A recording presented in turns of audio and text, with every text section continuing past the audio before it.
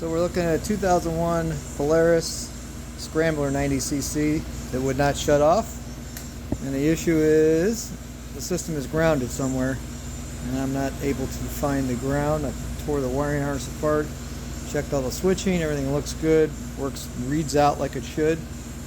So I was playing around and I had this coil just touching the frame of the machine, and I noticed when I was kickstarting it over by hand, checking for spark or no spark, I seen an arc between the coil and the frame of the machine. So I started thinking what I could do. It's a grounded system. It has to be grounded to have spark or run.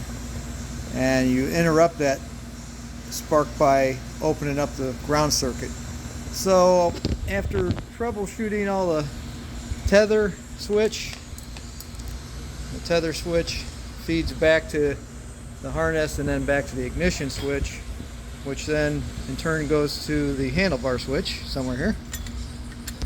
That's there, right here, and all feeds back to this little guy right here by this that connects to the CDI. It's the black wire with the white stripe. If you put an ohm meter on that and go back and chase it from the start of the tether switch through the circuit, anything that kills the machine when you pull like the tether switch, which would open up the ground, actually feeds back to this black and white wire. So what I've done is taken, and I have the insulators, let me grab it real quick. What I've done is taken and insulated the coil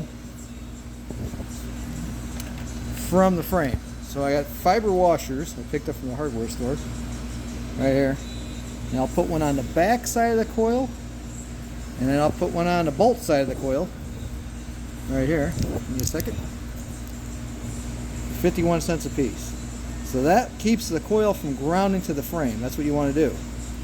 So now, if the coil has to be grounded in order to complete the ignition circuit through the CDI, what I did was, since I already have the black and white going to the CDI, I confirmed that it is indeed grounding through all the switches, the handlebar switch, the key switch, and the tether. I decided, well, you know what? Let's just take this black and white wire off the CDI here. I'll put a bullet connector on it. Blue, I haven't wired it up yet.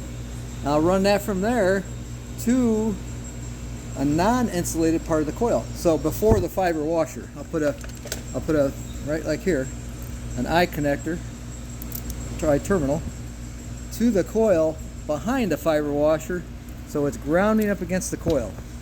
Here's the coil. Let's see if I can do this.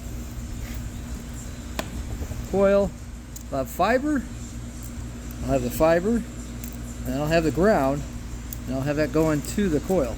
Now, what that'll do is that, through the kill switch circuit, will allow me to run the vehicle, run the Polaris, I should say, vehicle.